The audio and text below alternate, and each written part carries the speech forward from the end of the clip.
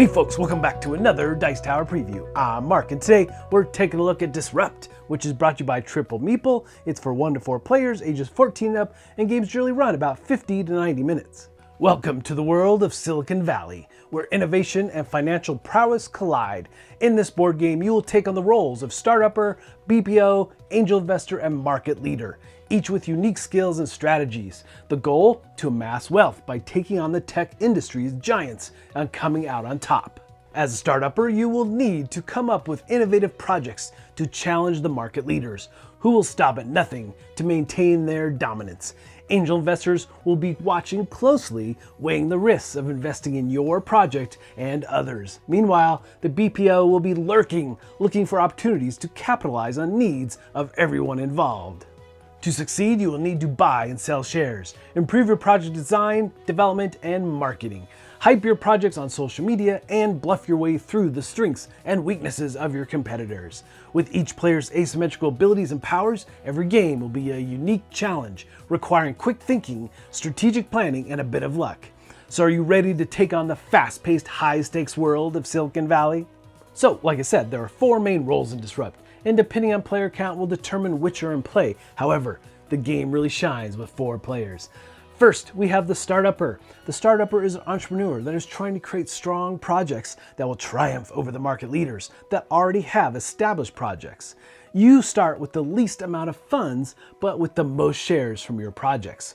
Only you know how strong or weak your projects are. Through your secret parameter token selection, bluffing your way into selling weak projects at a big price is your best chance for cash flow.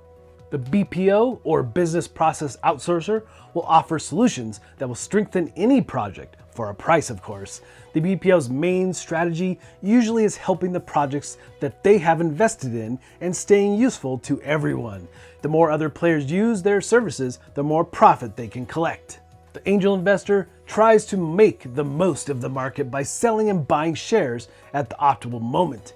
They can offer some very enticing boosts and bonuses for every project if they get a piece of that final profit. One of the angel investor's best strategy is making the other players believe that a project is stronger or weaker than it really is. And finally, we have the market leader. The market leader starts with the highest amount of funds and already established projects. All they must do is prevent everyone else's progress so they can stay on top by placing traps on the pipeline for the startup's projects and using take that effects that prevent anyone else from taking the lead. If any of the startup projects get strong enough, the market leader will probably want to try to buy it, exploiting the startupper's need for cash flow. Each of these roles have their own card decks, starting shares, cash, and resources, but no matter which role you choose, in the end, it's all about accumulating the most wealth. Each of the roles or players will have their own credit card to track your money flow through the game. Also, you're going to have a set of meeples. This is for the worker placement part of the game. You're going to be performing various actions, but what's neat is that they're all customized again to the different roles.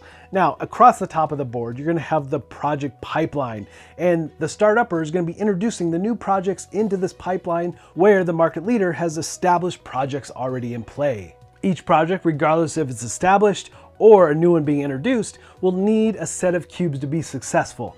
So you've got development, design, and marketing, 3 different cubes, especially for those new ones coming in as they move across the pipeline. They'll need to have all of those cubes in place in order to be successful, but you can have multiples of the cubes, and that's really what you want to be the more powerful company, so to say, as it moves across and you battle between the startupper and the market leader. Everyone else tries to chip in and decide how best those different companies are going to be doing and who to invest in and so forth. So it is an interesting challenge as those new up and coming projects come into play and as they battle it out against the existing project. And then we have the red cubes, which are for market share. Obviously, to be successful, you want your company that you're investing in to have the most market share. And that's a way you're going to use these cubes for scoring into the game and so forth. So those are the main things around companies, but there are resources that you'll need to spend in order to play cards from your hand. And there's 3 main resources. You've got likes, yes, likes.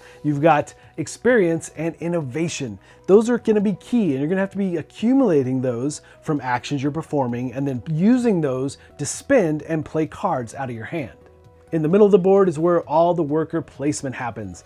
These are slots that perform actions to help you do the various tasks in the game. Things like playing cards, getting resources, things like that. But what's neat is that you'll bring your meeple to the top of one of the columns and you'll get to perform all 4 of these actions as long as they're all open and available. Other players could have gone in this column as well. So you're gonna start at the top, do that action, second, third, fourth. And it's really a neat way to handle the different actions available to you. Now there's empty slots as well that allow players to put additional cards here that give even more options, more worker placement spots. So this is a really neat system, how they have the worker and actions performing as you try to get that market share. On the left side of the board is your brand equity. Now through various actions in the game, you're going to be moving up this track and you'll get bonuses for the different slots that you're on. The first few allow for 2 players to be there. However, as you move up into these upper slots, you're going to own that slot. No one else can be there. But what's neat is that the bonuses work by giving you whatever the slot you're on or anything below it.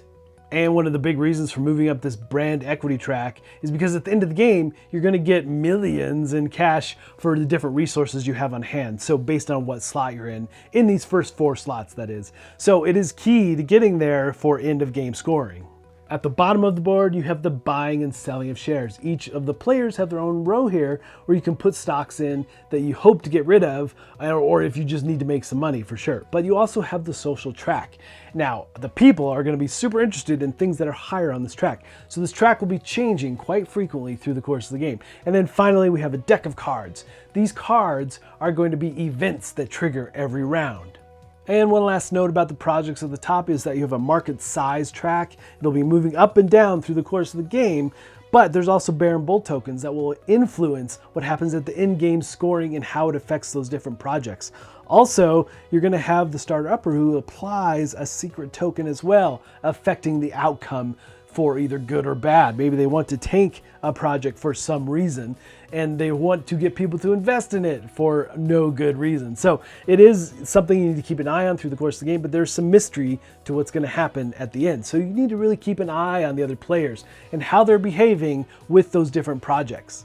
So each game has 6 rounds with 3 phases, and then you total score. So the 3 phases are the operation phase, you've got the project phase, and then the event phase. Now you have a nice handy reference card for scoring and for the different phases as you move through them. But the first one, operation phase, is all about performing the different actions with your meeples, placing all 3 out on the board.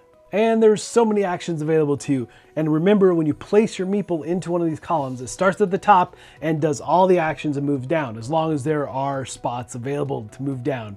You can only move to the last empty spot, like I said before, but you're gonna get resources like likes. You're gonna get experience for moving, buying and selling different stocks. You're gonna be able to draw cards, play cards, discard cards in order to move up the brand equity and then activate the bonus. You're also gonna get the first player marker. You're gonna move up and down the social track, and you also have the ability to move up these market size cubes as well. And then also just get money or draw more cards. All kinds of different things the actions are going to give you, but also other players can play cards that are going to give you other options for spots that you can activate throughout the course of that round. So these actions obviously are going to allow you to play cards, and there's several different types. And again, it's going to be varied based on the different roles that you're playing. But you have workflow cards. Workflow cards get placed into the track, matching the color into the pipeline. It can negatively or positively impact the projects that are there. Then you have straight up action cards. Some might just allow you to get money, some might allow you to steal from other players. And what's interesting about all of these cards is that it shows what resources you need in order to activate the card. It's not just free to play, you have to activate it using resources, but you get the number value, the money value in the top left corner. You get to add that. You don't spend it, you get that money back, so which is really nice. But actions can do various things. There's auctions that you can enter into. There's split decision cards that you'll put as actions or worker actions that allow you to move and shift different types of resources around to gather. So it's pretty interesting. And then just straight up different types of actions, like this one is outsource a design. You can pay 2 innovation to gain a design cube and place it on a project and play a card. So these different actions, different cards that come into play, are going to do all kinds of things for you and help you to really gain that wealth that you're after. The next phase is the project phase. And what you're going to be doing is moving projects through the different pipelines, adding new ones and so forth, also activating the workflow cards. We have the crowdfunding card here, but you could have other cards that could be canceling each other out. But here you're going to put a design cube onto the board tube, and then every player that has stock in this company or this project is going to get $1 million for each of the stock they own. So this is really nice starting in the beginning of the game, but someone else could have played a card that canceled all the effects, or at least the design cube canceled that out. And then projects are going to move. You have the option to add new projects, and that's really what you're doing in this project phase. But usually you're going to have a ton of different cards in play, other projects, and they're going to be working perhaps against each other. Now, workflow cards will have the icon of the owner, so it's up to the owner to decide if that card actually activates in this particular round. The third and final phase of the round is the event phase. You're going to draw an event card and do what it says. These event cards do all kinds of different things. They're going to change up the game state in some way. The public's going to buy shares. These cards may dictate how that works. But let's take a look at one. We have disruptive technology. This one tells all the players in turn order to place a marketing cube on a project. But then you're going to buy shares from the ones that have the most design cubes. So these cards really do dictate what happens at the end of that round. So as you can see, there's a lot going on in this game, and depending on the role you're in will dictate a lot of what you're doing. But also, it's really how you manipulate those projects, which cubes get put into play, and which types of shares that you hold on to for the end of the game to get the max amount of points or millions, as you hope to have the most millions by the end. But you also have to maintain how you use those actions, how you maintain your equity. Moving up that track is also key. So lots of things to keep in mind as you deal with these different projects as they move along the tracks, and as you maybe sabotage some projects for your benefit. All right, folks, just a reminder once again, this has been a Dice Tower paid preview, and everything you've seen has been in prototype form. So keep a close eye on the campaign for any changes that still may occur. Now, with that said, I really found the different roles to be very fascinating, very, very different. But again, you're trying to get the most wealth, but how you go about it with the different roles, really interesting aspects there. And their cards are so vastly different as well. And way you manipulate the projects for your benefit. I really like the aspect of trying to get others to invest in something that is a dud by the end of the game, because perhaps some secret information as the starter upper that project may take by the time it gets to the end. So I like, again, with the Bear and Bull tokens are going to affect that as well. You don't really know how things are going to end up 100%, but you can definitely read into it. And the way the actions work in this game, how they have that set up, is just one of my favorite aspects for sure. The worker placement, moving from top to bottom, activating all the different slots, really well done. And how you can have varied actions per round based on who plays what card. But folks, ultimately, if this is like something of interest to you, I'm sure they'd appreciate your support. So I think that's it from me, and until next time, we'll see you at the table.